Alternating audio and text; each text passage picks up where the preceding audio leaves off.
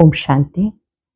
आज 4 दिसंबर 2024 के साकार मधुर महावाक्य हैं। आज की मधुर मुरली में बाबा बहुत सुंदर याद की विधि सिखा रहे हैं।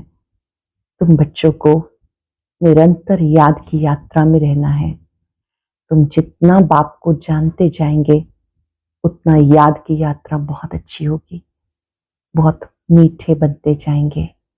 इसी याद की यात्रा में माया से बहुत युद्ध चलती है।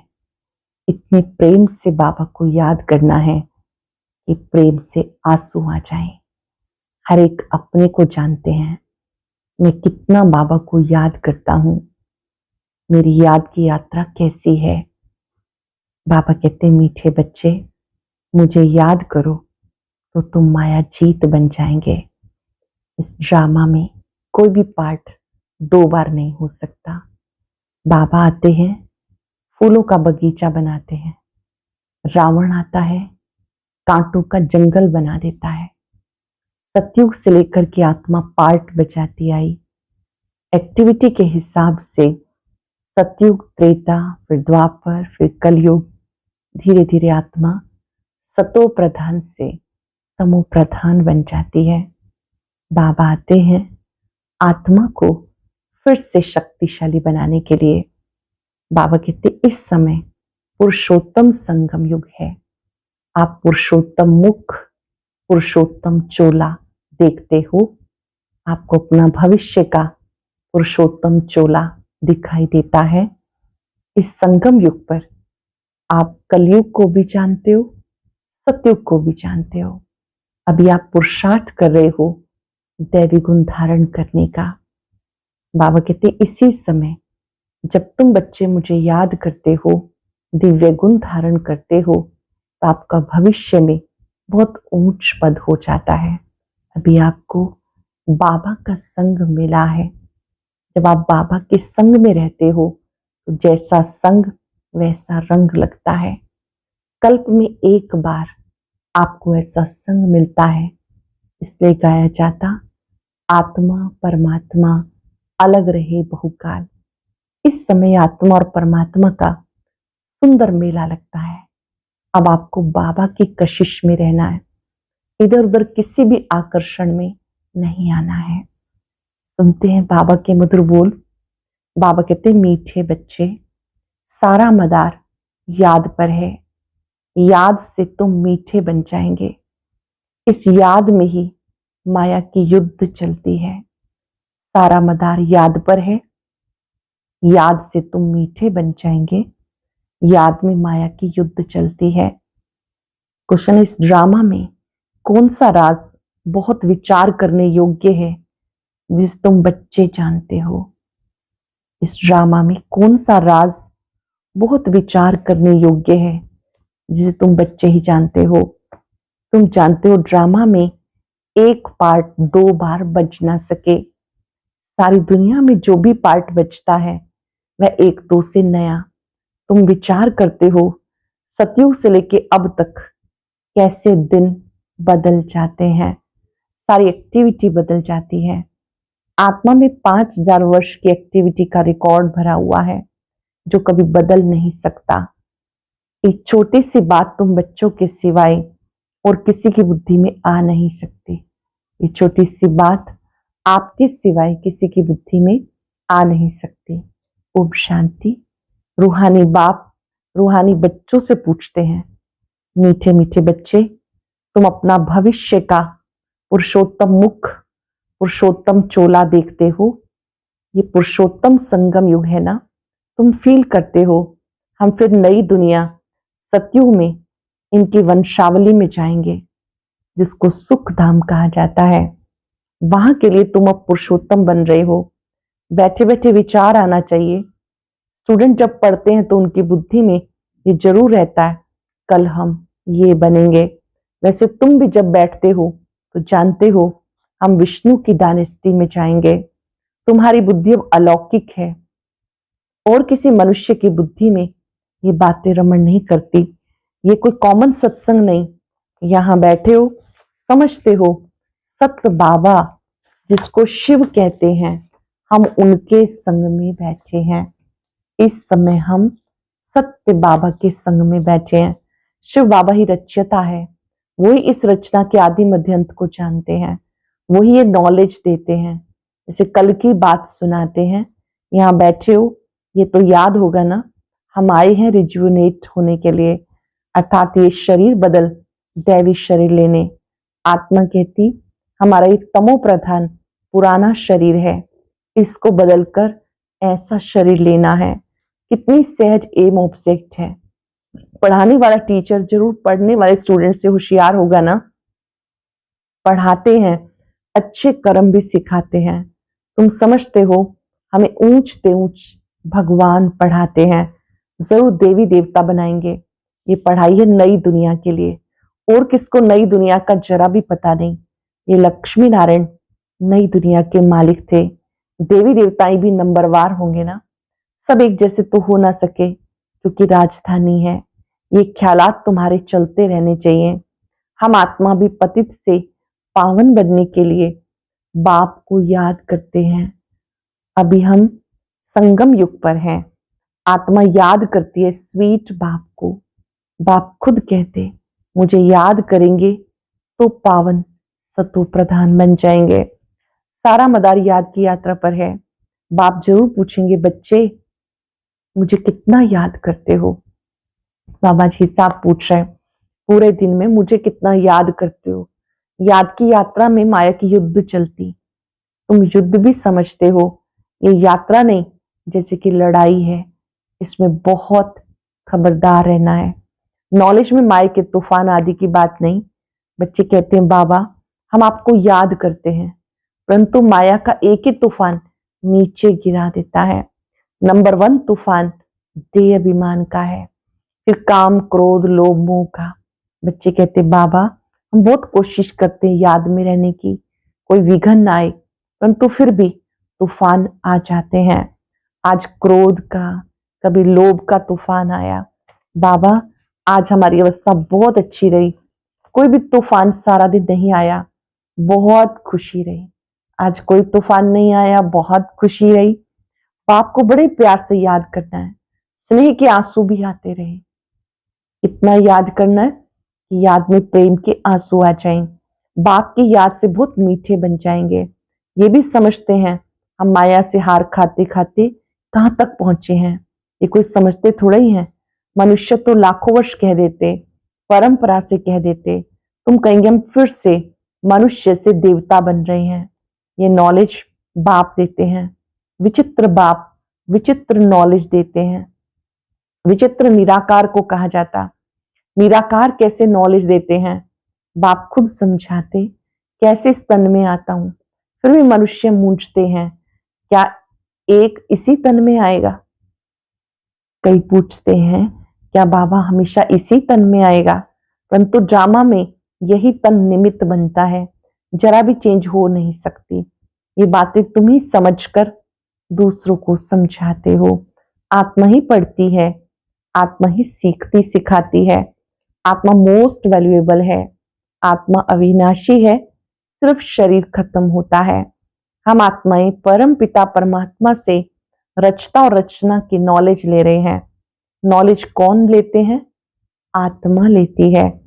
तुम आत्मा ने ही नॉलेजफुल बाप से मूल वतन सूक्ष्म वतन को जाना है। मनुष्य को पता नहीं हमें अपने को आत्मा समझना है, किसी को भी नॉलेज नहीं हमें अपने को आत्मा समझना है।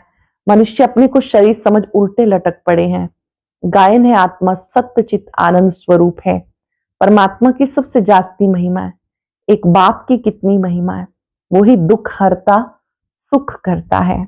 मच्छर आदि की तो इतनी महिमा नहीं करेंगे कि वह दुख हरता सुख करता है, ज्ञान सागर है। नहीं, ये है बाप की महिमा। तुम बच्चे भी मास्टर दुख हरता सुख करता हो।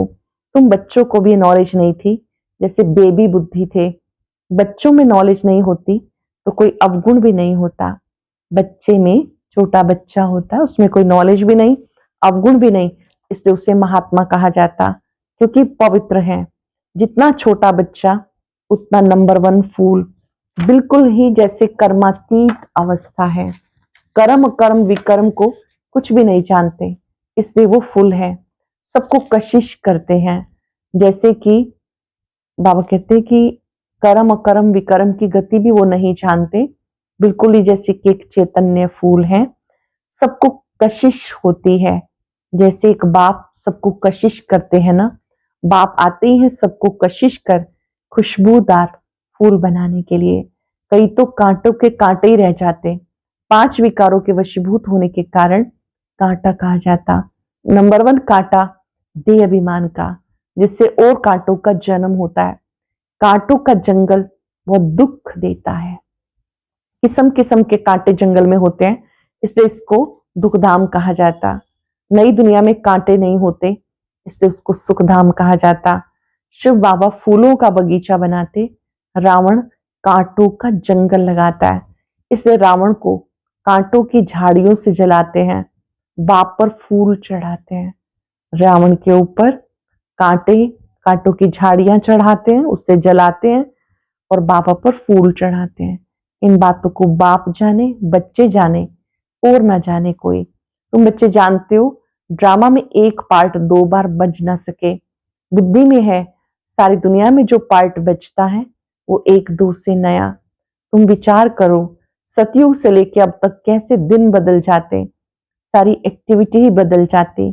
5000 वर्ष की एक्टिविटी का रिकॉर्ड आत्मा में भरा हुआ है, वो कभी बदल नहीं सकता। हर आत्मा में अपना अपना पार्ट है। ये छोटी सी बात कोई की बुद्धि में आ ना सके।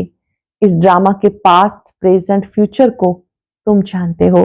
ये स्कूल है ना, पवित्र बन बाप को याद करने की पढ़ाई बाबा पढ़ाते हैं। ये बातें कभी सोची थी कि बाबा आकर पतित से पावन बनाने की पढ़ाई पढ़ाएंगे? कभी सोचा था कि घर बैठे भगवान मिलेगा, पतित से पावन बनाएंगे? इस पढ़ाई से हम विश्व के मालिक बनेंगे। भक्ति मार्ग की पुस्तक ही अलग है, उसको कभी पढ़ाई नहीं कहा जाता। ज्ञान के बिना सदगति हो भी कैसे?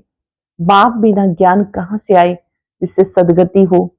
सदगति में जब तुम होंगे तब भक्ति करेंगे क्या? वो है ही अपार सुख, फिर भक्ति किस लिए करें?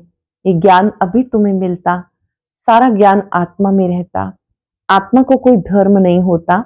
आत्मा जब शरीर धारण करती फिर कहते फलाना इस धर्म का है। आत्मा का धर्म क्या है? एक तो आत्मा बिंदी मिसल है, शांत स्वरूप है, शांति धाम में रहती है। अब बाबा समझाते, सब बच्चों का बाप पर हक है। बहुत बच्चे हैं और धर्म में कन्वर्ट हो गए, वो फिर निकलकर अपने असली धर्म में आ जाएंगे। जो देवी देवता धर्म को छोड़ दूसरे धर्म में गए हैं, सब पत्ते लौटकर अपनी जगह पर आ जाएंगे। तुम पहले पहले तो बाप का परिचय देते हो, इन बातों में सब मूंझे हुए हैं। तुम बच्चे समझते हो अब हमें कौन पढ़ाते हैं? बेहद का बाप श्री कृष्ण तो देहधारी है ना, इनको ब्रह्मा बाबा को भी दादा कहेंगे। तुम सब भाई भाई हो, फिर मर्तबे के ऊपर भाई का शरीर कैसा है, बहन का शरीर कैसा है? आत्मा भी, आत्मा तो एक छोटा सितारा है। नर हो या नारी, देह भवन का हर एक देह के अंदर एक ज्योति बिंदु सितारा है। इतनी सारी नॉलेज एक छोटे से सितारे में है। सितारा शरीर के बिना बात भी नहीं कर सकता। सितारे को पार्ट बजाने के लिए ढेर ऑर्गन्स मिले हुए हैं। तुम सितारों की दुनिया अलग है। आत्मा यहां आकर शरीर धारण करती है। शरीर छोटा बड़ा होता, आत्मा ही अपने बाप को याद करती है, वो भी जब तक शरीर में है। घर में आत्मा बाप को याद करेगी क्या? नहीं, वहां कुछ भी मालूम नहीं पड़ता हम कहाँ हैं। आत्मा और परमात्मा दोनों जब शरीर में है तब आत्मा और परमात्मा का मेला कहा जाता। गायन भी है, आत्मा परमात्मा अलग रही बहुकाल। कितना समय अलग रहे, याद आता है कितना समय अलग रहे। सेकंड सेकंड पास होते 5000 वर्ष बीत गए। फिर 1 नंबर से शुरू करना है, एक्यूरेट हिसाब है। अब तुमसे कोई पूछे इसने कब जन्म लिया था तो तुम एक्यूरेट बता सकते हो। श्री कृष्ण ही पहले नंबर में जन्म लेता है। शिव का तो कुछ भी मिनट सेकंड नहीं निकाल सकते, उनकी तिथि तारीख सेकंड सब निकल सकती है। मनुष्यों की घड़ी में फर्क पड़ सकता है। शिव बाबा के अवतरण में बिल्कुल फर्क नहीं पड़ सकता, पता ही नहीं पड़ता कब आया, ऐसे भी नहीं साक्षात्कार हुआ तब आया, नहीं अंदाज लगा सकते हैं, मिनट सेकंड का हिसाब नहीं बता सकते। उनका अवतरण भी अलौकिक है, बाबा का अवतरण अलौकिक है। आते हैं बेहद की रात के समय, बाकी और भी जो अवतरण आदि होते हैं उनका पता पड़ता। आत्मा शरीर में प्रवेश करती, छोटा चोला पहनती, फिर धीरे धीरे बड़ा होता, शरीर के साथ आत्मा बाहर आती।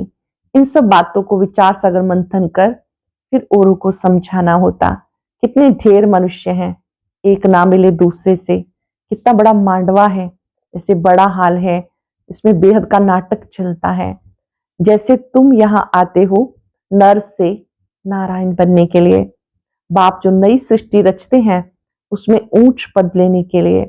बाकी ये जो पुरानी दुनिया है ये विनाश होनी है, बाबा द्वारा नई दुनिया की स्थापना हो रही है, बाबा को फिर पालना भी करनी है। जरूर जब ये शरीर छोड़े तब सतयुग में नया शरीर लेकर पालना करो, उससे पहले इस पुरानी दुनिया का विनाश भी होना है, भंबोर को आग लगनी है। पीछे ये भारत ही रहेगा, बाकी तो खलास हो जाएंगे, भारत में भी थोड़े बचेंगे। तुम अब मेहनत कर रहे हो, विनाश के बाद फिर सजाएं ना खाएं। तुम मेहनत कर रहे हो, विनाश के बाद फिर सजाएं ना खाएं। अगर विक्रम विनाश नहीं होंगे तो सजाएं भी खाएंगे, पद भी नहीं मिलेगा। तुमसे जब कोई पूछते हैं तुम किसके पास जाते हो, तो बोलो शिव बाबा के पास, जो ब्रह्मा के तन में आया हुआ है। ये ब्रह्मा कोई शिव नहीं, जितना बाप को जानेंगे बाबा के साथ प्यार रहेगा। बाबा को जितना जानते जाएंगे तीसरे नेत्र से उतना प्यार भी रहेगा। बाबा कहते बच्चे तुम और कोई को प्यार नहीं करो, और संग तोड़ एक संग जोड़ो। जैसे आशिक माशुक होते हैं, ये भी ऐसे हैं, 108 सच्चे आशिक बनते, उसमें 8 सच्चे सच्चे बनते हैं। 8 की भी माला होती है, 9 रतन गाए हुए हैं, 8 दाने 9वां रतन बाबा, मुख्य 8 देवताएं, फिर 16,108 शहजादे शहजादियों का कुटुंब बनता है त्रेता अंत तक। बाबा तो हथेली पर बहिष्त लेकर आए हैं, बाबा दिखाते हैं मैं तुम्हारे लिए हथेली पर बहिष्त लाया हूं। तुम बच्चों को नशा है, हम तो सृष्टि के मालिक बनते हैं।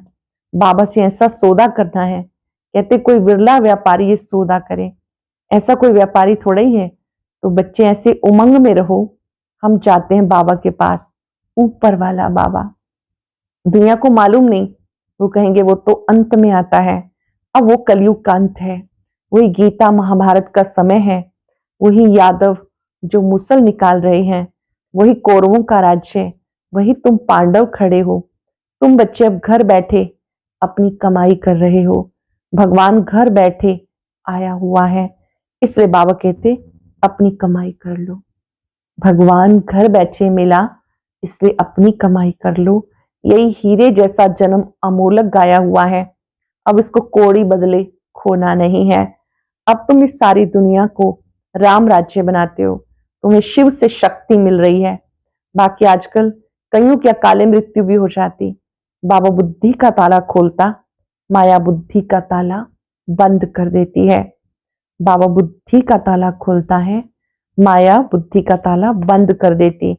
अब तुम माताओं को ज्ञान का कलश मिला हुआ है, अबलाओं को बल देने वाला वो है, यही ज्ञान अमृत है। इस समय जो तुम प्राप्त करे हुए सत्य ज्ञान है। अच्छा, मीठे मीठे सिक्के बच्चों प्रति माता पिता बाप दादा का याद प्यार गुड मॉर्निंग। रूहानी बाप की रूहानी बच्चों को नमस्ते, रूहानी बच्चों की रूहानी बाप दादा को याद प्यार नमस्ते, गुड मॉर्निंग। शुक्रिया बाबा, शुक्रिया। धारणा के लिए सार, एक बाप की कशिश में रहकर खुशबूदार फूल बनना है। अपने स्वीट बाप को याद कर देह अभिमान के कांटे को जला देना है। इस हीरे तुल्य जन्म में अविनाशी कमाई जमा करनी है, कोड़ियों के बदले इसे गंवाना नहीं। एक बाप से सच्चा प्यार करना है, एक के संग में रहना है। एक बाप की कशिश में रहकर खुशबूदार फूल बनना है। अपने स्वीट बाप को याद कर देह अभिमान के कांटे को जला देना है। इस हीरे तुल्य जन्म में अविनाशी कमाई जमा करती हैं। कौड़ियों के बदले से गवाना नहीं, एक बाप से सच्चा प्यार करना है, एक के संग में रहना है। वरदान है ब्राह्मण जीवन में सदा खुशी की खुराक खाने और खुशी बांटने वाले खुश नसीब भव।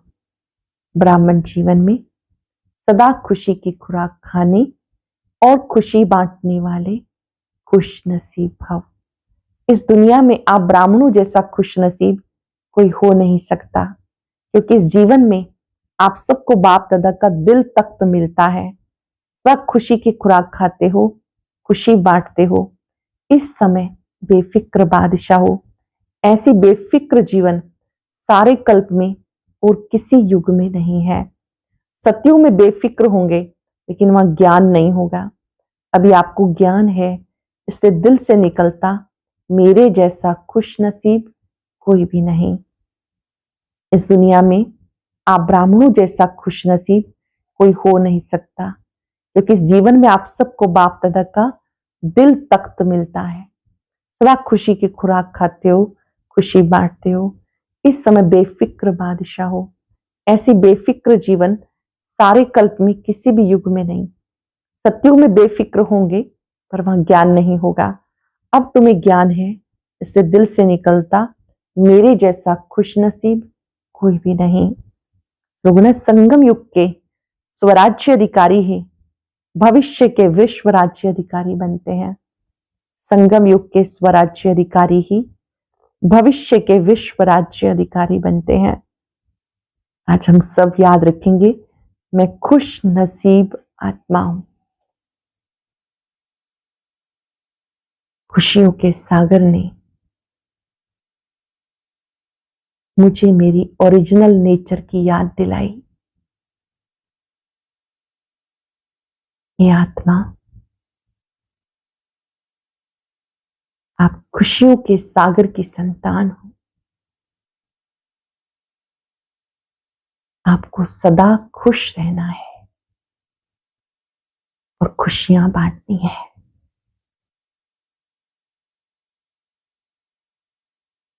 हर एक आत्मा का पार्ट अपना है। दूसरों के पार्ट को देखते हुए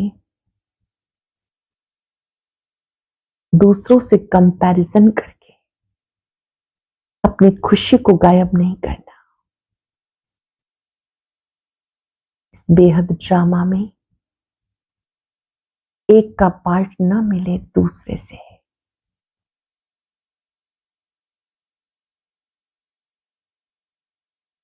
एक के पार्ट को साक्षी होकर देखेंगे। बाबा ने अपना बनाकर फिक्रों से फारिग कर दिया।